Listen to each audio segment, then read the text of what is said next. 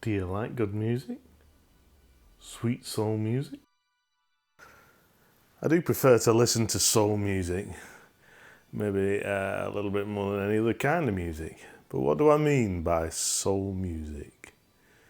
Although I can appreciate technically well written and well played, well sung music, well, if it's just that, well played, well sung, well written, and there's none of you in there, then for me it's got no soul. Soul music can be all of those things, well written, well sung, well played. But the defining thing is it has to have some of you in it. Some feeling, some emotion, some meaning for the player, the singer and the writer. Then it becomes soul music for me. Well, for me at least. I've heard it said that your soul is the area that contains your mind, your will and your emotions.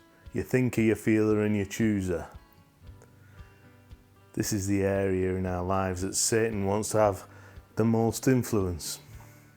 When our emotions are running high, either in a positive way or a negative way, our whole life becomes overwhelmed with just one area of thought or feeling. And the only thing we're able to do is focus on our emotional reactions. And that's when we realise whether we're up to it or not. We've been invited this year to 3 weddings. The planning and organisation of weddings can become all-consuming. Never mind the emotion that's felt on the day itself.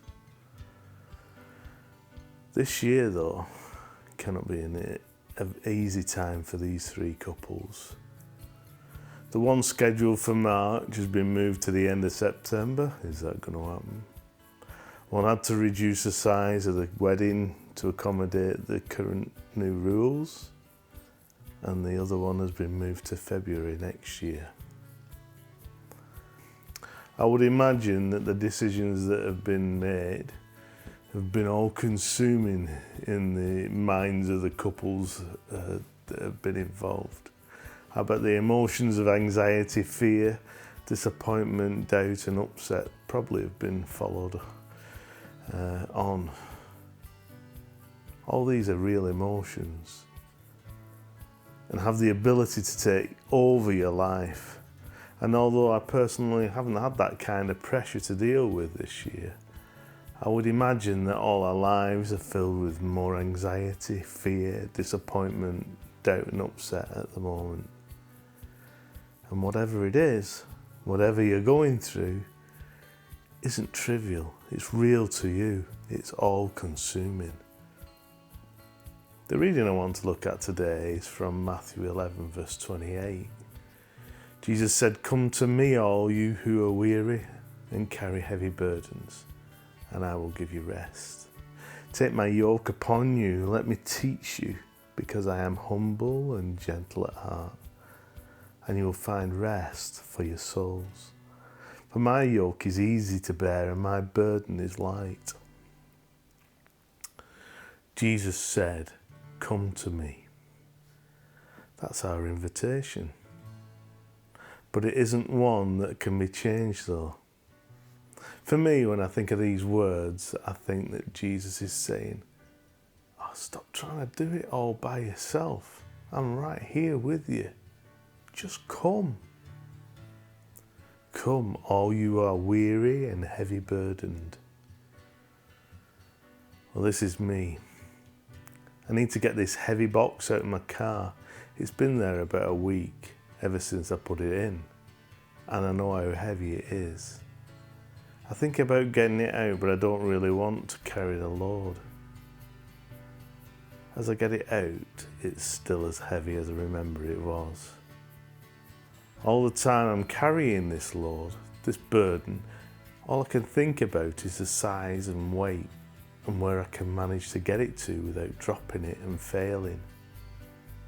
I'm all consumed by it as I move it. Jesus says, "I will give you rest. If you take my yoke upon you, I will teach you, because I am humble." The yoke was used for two animals to use to pull a plough or a cart. Jesus is offering to bear the load, bear the burden. He's not so out of reach that he doesn't know what you're going through. He's saying, give it to me, and I'll be there in the yoke right alongside you. Jesus says, you will find rest for your souls, for my yoke is easy and my burden is light.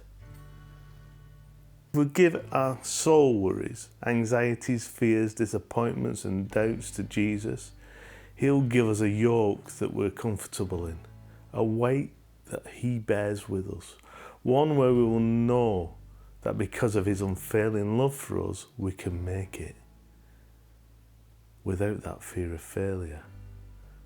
So today, accept Jesus' invitation and give your soul a rest.